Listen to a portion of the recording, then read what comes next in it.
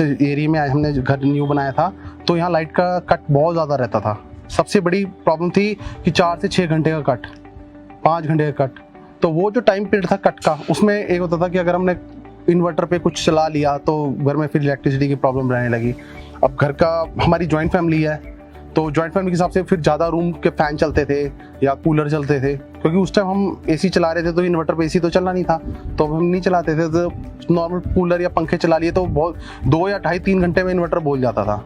Okay, ठीक है। और उससे पहले हम रहते थे चंडीगढ़ के अंदर तो हमें इलेक्ट्रिसिटी का कभी कट दिखा नहीं। अब चंडीगढ़ से जैसे ही आउटर एरिया में आए, यहाँ से चंडीगढ़ का मतलब ये लगा लो 500 मीटर दूर है। हाँ, जैसे कि हम आए हैं जब 500 मीटर दूर है, 500 मीटर दूर है और ये एरिया पंजाब के अंडर आता है ये चंडीगढ़ का एरिया, पर ये कि जहाँ जो लोकल एडमिनिस्ट्रेशन है वो पंजाब के अंडर आता है। ओके, तो उसकी वजह से यहाँ 4 से 6 घंटे का नॉर्मल कट लगा रहता था।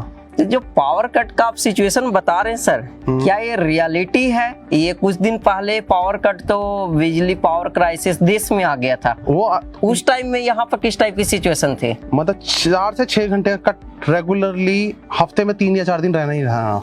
3 से 4 दिन मिनिमम बता रहा हूँ। हफ्ते में 3 से 4 दिन, 4 से 6 घंटे का कट इजिली।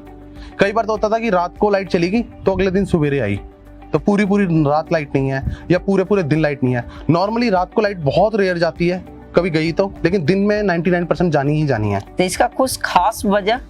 क्योंकि देखो यहाँ चंडीगढ़ से थोड़ी सी दूर है लुधियाना, 120 किलोमीटर है। यहाँ से 45 या 42 किलोमीटर है बद्दी। तो पंजाब क्या है, पंजाब गवर्नमेंट क्या है, ज्यादा इलेक्ट्रिसिटी जनरेट करती है और वो अदर स्टेट्स को सेल करती है। ओके, तो वैसे तो हिमाचल में भी अपनी इलेक्ट्रिसिटी बनती है, पर पंजाब से दिल्ली, हरियाणा, इन स्टेट्स को बिजली बिकती है। तो गवर्नमेंट उनको सेल करेगी या पब्लिक को देगी? कहने को पब्लिक भी उसके लिए पे करती है, पर गवर्नमेंट पब्लिक को सस्ती देती है और दूसरी स्टेट्स को महंगी में बिक जाती है। इलेक्ट्रिसिटी शेड्यूल लगा हुआ है। हाँ, तो उस चक्कर में शेड्यूल की वजह से यहाँ लाइट के कट बहुत लंबे लगते थे, और इंडस्ट्रियल एरिया नजदीक होने की वजह से यहाँ ज्यादा कट लगते हैं, और उस कट की वजह से यहाँ लोगों को बहुत ज्यादा लाइट का इशू होने लगा था। अभी कुछ दिन पहले ही हम यहाँ के जो जेई है उसके पास स्पेशली इसलिए लोग इकट्ठे होकर गए थे कि यहाँ इतने ज्यादा पानी के और बिजली के इतने ज्यादा कट हैं कि लोग परेशान होकर रोड जाम करके बैठ गए थे। ओके, और यहाँ तक कि न्यूज़पेपर में भी आया था कि इस नए गांव के लोगों ने जेई का दफ्तर का घेराव किया और यहाँ पर प्रदर्शन किया। सर, जो पंजाब से बाहर के हैं ना, उनको सिर्फ चंडीगढ़ पता है। तो मैं बता रहा हूँ चंडीगढ़ ही है ये। हाँ। यहाँ का पिन कोड है 160103। ये नया गांव आता है। पीजीआई का बिल्कुल बैक साइड वाला एरिया है। चंडीगढ़ का सबसे पीजीआई हॉस्पिटल सबसे फेमस है, Punjab university world wide famous है। और ये जो हमारे भगवंत मान जो मुख्यमंत्री का हाउस है, यहाँ से सिर्फ 500 मीटर दूर है। जो सामने आप पेड़ देख रहे हो, ये भगवंत मान सर के घर के अंदर के पेड़ है। ओके, तो इतनी दूर भगवंत मान साहब का जो गवर्नमेंट हाउस मिलता है, जो सीएम हाउस है, वो यहाँ से इतनी दूर है। उसके बावजूद यहाँ लाइट नहीं आती।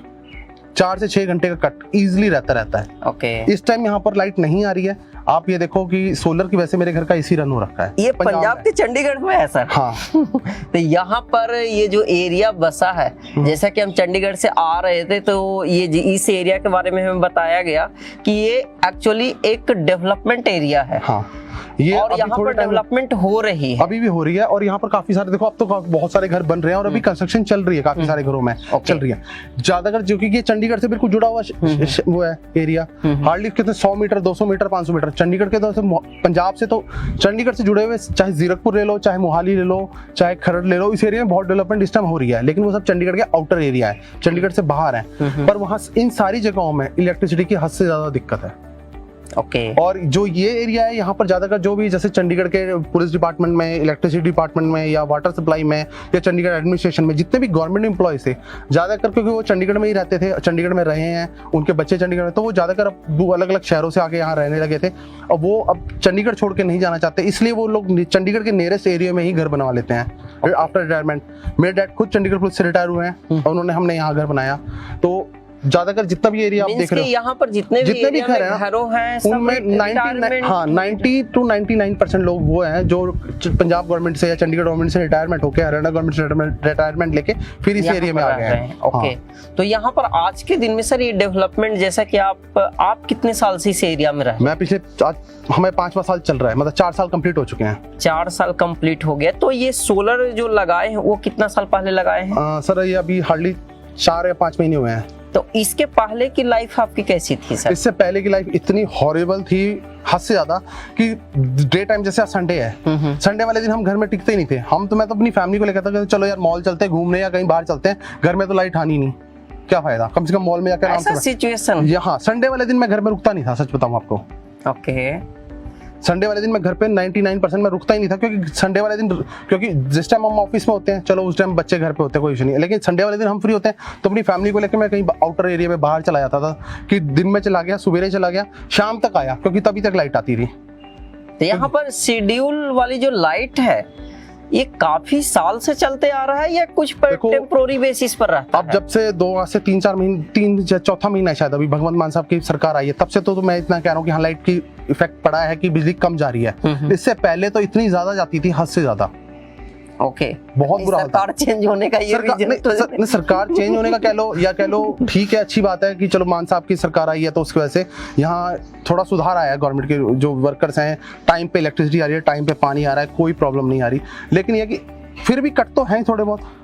ओके। पर ये था कि पहले बिजली के बिल इतने ज्यादा आते थे कि हम चाह के भी खुद बिजली बंद कर देते थे कि यार बंद कर दे, कोई फायदा नहीं है, बिजली का बिल बहुत ज्यादा आएगा।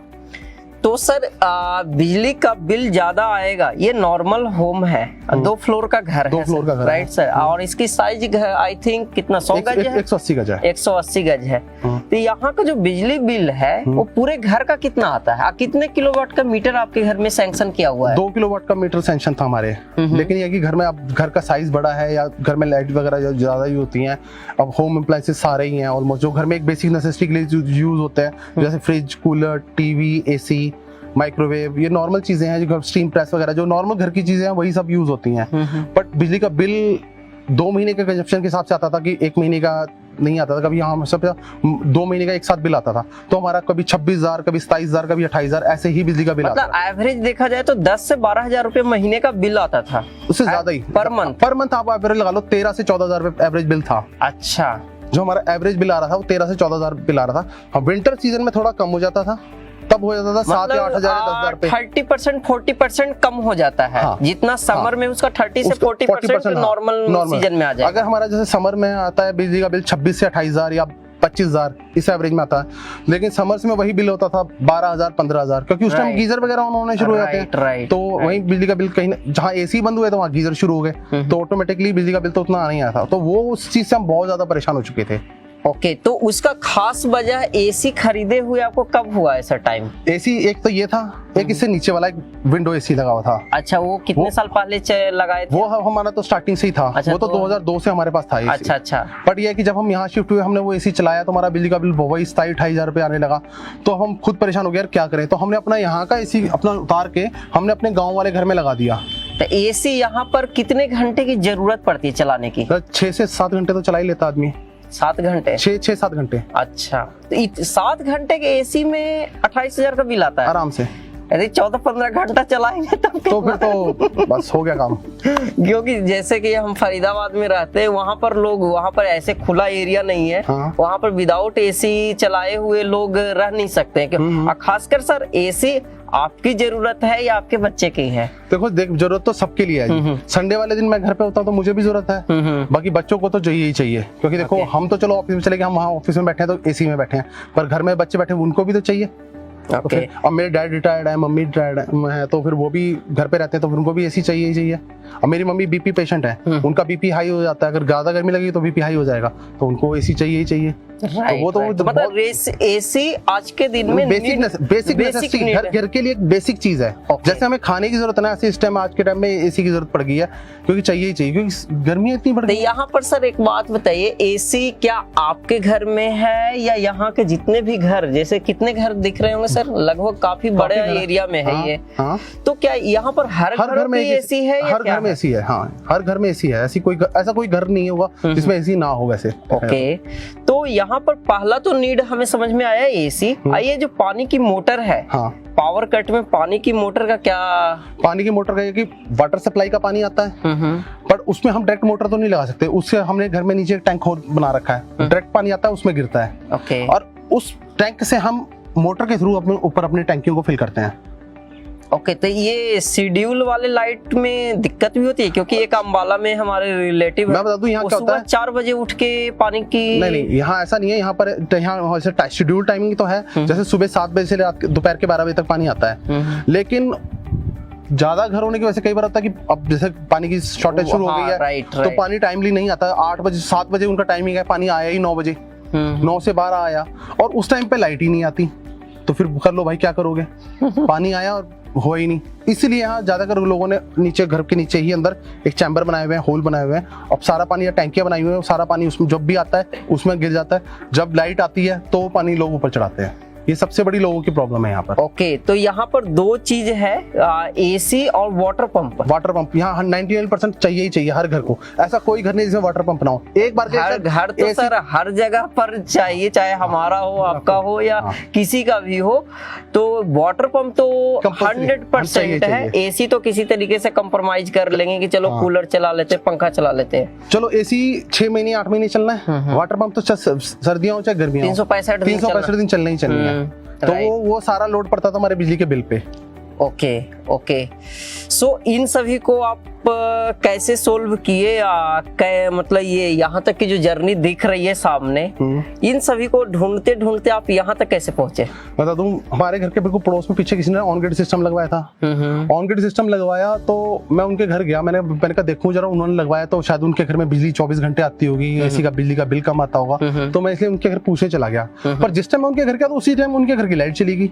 अच्छा, डे के टाइम में, संडे के दिन गया, और संडे के दिन गया, देखा तो उनके घर में लाइट नहीं थी। अच्छा। वो खुद बेचारे पंखे की हवा में बैठे। मैंने कहा अंकल आपके तो यार वो लगा है तो एसी भी चला सकते हो, कुछ भी चला सकते हो। वो कहते कहाँ बेटा, जब लाइट आएगी तभी हम चलाएंगे ना।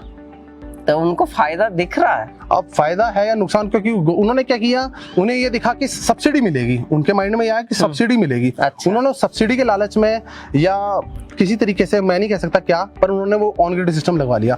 ऑन ग्रिड सिस्टम से ये होता है कि लाइट आएगी तो लाइट आएगी, बिजली का बिल कम होगा, बिजली का बिल कम हो जाएगा। जैसे कि आप बता रहे थे 28,000 का बिल आ रहा है, वैसे उनके भी घर का बिजली का बिल आता ही था, उन्होंने क्या किया, ऑन ग्रिड सिस्टम लगवा लिया, ऑन ग्रिड लगा लिया। अब उनका बिजली का बिल तो कम हो गया, लेकिन लाइट नहीं रहती पूरे दिन। राइट 6 से 4 घंटे या 8 घंटे जब लाइट गई है तो उनके घर में भी अंधेरा ही है फिर। तो सर ये चंडीगढ़ की प्रॉब्लम है, क्योंकि एक साइट हम और देखे हैं, नकोदर जलंधर के पास का है जगह है। हाँ जी, वो ऐसे ही, क्योंकि सोलर की लोकल, यहाँ पर सोलर की लोकल ऑथराइज शॉप है जहाँ पर आप जाके जानकारी ले सकते हैं। नहीं, जैसे एसी के लिए होगा। हाँ, यहाँ तो वैसे इलेक्ट्रिक शॉप तो बहुत सारी हैं, लेकिन सोलर की यहाँ पर जानकारी किसी को नहीं है, सच बताऊं आपको। हाँ, तो लोगों को सबसे बड़ी प्रॉब्लम ये है कि लोगों को नॉलेज ही नहीं है।